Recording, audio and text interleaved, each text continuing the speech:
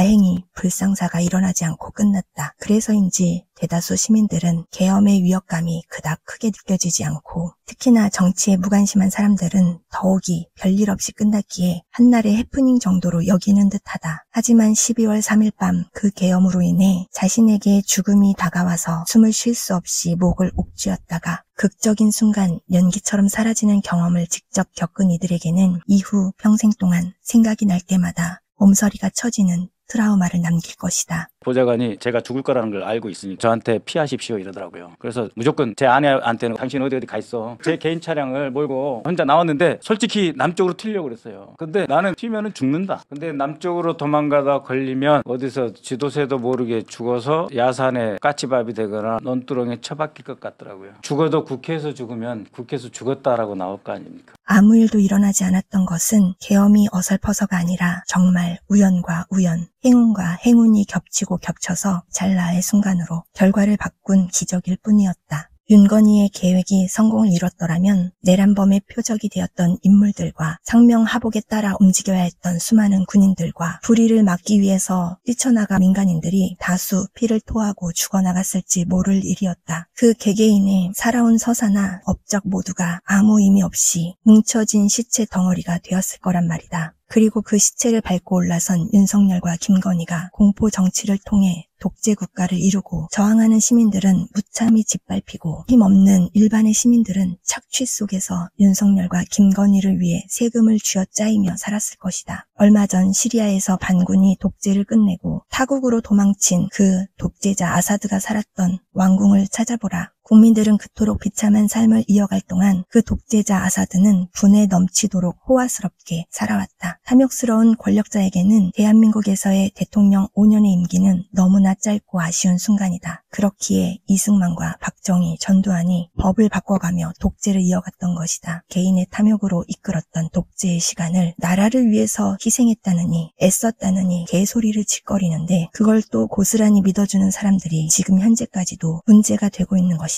민주당의 거의 많은 의원들은 윤석열의 계엄 선포를 자신의 죽음으로 받아들였고 죽음을 앞둔 공포 속에서도 일단은 계엄을 막아야 한다는 생각뿐이었을 것이다. 극적으로 킬러들을 피한 김어준 또한 이번 경험이 정말 많이 충격적이었던 것 같다. 그가 국회에 나와서 증언을 하는 것을 보며 그가 일주일 전에 겪었던 죽음의 도가니 안에서 겨우 살아나와 죽음과 생의 시차를 극복하지 못하고 평소보다 더욱 느리게 그날의 공포를 고통스럽게 한 단어 한 단어 목구멍에서 개워내는 것을 보았다. 김어준의 방송을 8년여째 들어왔던 나로서는 그의 표정, 목소리, 답답하리만치 느린 발언을 보면서 다시금 깨닫게 되었다. 그가 얼마나 상상도 못할 공포 속에서 어떻게 지난 며칠을 지내왔었는지 짧은 며칠간의 은신 후 방송에서 복귀했던 나름 아무렇지 않아 보였던 모습과는 달리 국회 증언대에 앉은 김어준의 모습은 다시금 그날의 공포가 그의 전신을 감싸고 있는 모습이었다. 만약 계엄이 해제되지 않는다면 제게 남은 시간이 몇 시간인지 가늠하고 남아있는 시간 동안 할 일을 정리하였습니다. 조국, 양정철, 김어준 체포되어 구송되는 부대를 습격하여 구출하는 신용을 하다 도주한다. 또다시 메아리치는 의문.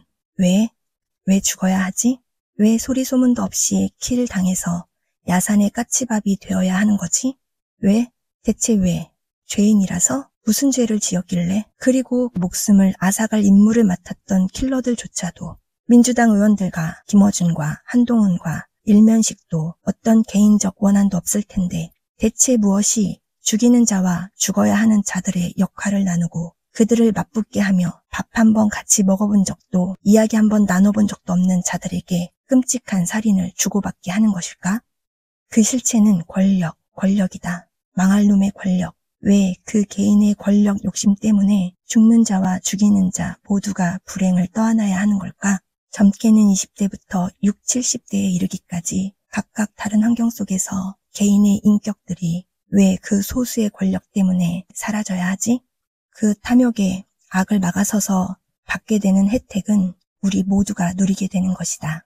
세상에 악은 반드시 있다. 그것을 기억하고 이 사회를 바라봐야 한다. 학생운동 시절 안기부에 끌려가지고 4시간 동안 수건으로 눈 가린 채 죽도록 맞았어요. 이번에 시민들이 계엄군을 막아서지 않았다면 다 끌려가가지고 고문폭행 당했을 거예요. 계엄군들이 본청 정문을 에워싸고 있으면 나는 체포를 당하러 가는 건데 이렇게 가는 것이 맞나? 이런 생각이 들었습니다. 제가 비록 잡혀갈지라도 가야 된다고 생각했어요. 많은 국회의원들이 그런 두려움과 분노, 치떨림을 안고 본청을 향했습니다. 국회의원들을 잡아들여라. 문도 부시고 들어가라. 만약에 그날 우리가 계엄을 해제 못했으면, 국회가 의결 못했으면 지금 대한민국 어떻게 됐겠습니까? 얼마나 많은 사람들이 피를 또 흘렸겠습니까? 이 자리에 있을 사람 별로 없습니다. 다 같이 어딘가에서 끌려가서 고문당하고 있겠죠. 이 비원 벙커라는 곳, 일단 벙커 안에 들어가면 시설과 규모에 압도당합니다. 커다란 철문을 통과해서 벙커 안으로 들어가면 단순 임무만 수행하는 거라면 1000명도 넘게 수용할 수 있다고 설명했습니다. 비원 벙커는 휴대전화를 차단할 수 있는 장비가 있어서 외부와 연락을 완전히 끊을 수 있고, 창문이 없어서 외부에서 문을 잠그면 절대 빠져나오지 못한다고 설명했습니다. 수방사가 깊숙한 곳에 위치한 비원 벙커 내부는 매우 이렇게 복잡하고 외부에서 접근하기는 그만큼 더 어렵습니다. 한 번에 많은 국회의원들을 감금하면서 절대 발각되지 않도록 보안을 유지할 수 있는 곳이 비원 벙커였던 겁니다. 비원 벙커 관리는 수도 방위 사령부가 합니다. 그런데 갑자기 방첩사 주도로 공사를 했다고 하니까 의문이 생깁니다. 전례가 없는 일이고 시점도 의문스럽습니다. 김용현 전 국방부 장관이 취임한 직후 시작했습니다. 결국 계엄 선포 전에 구금 시설을 준비했던 건 아닌지 수사를 통해 가려야 할 대목입니다.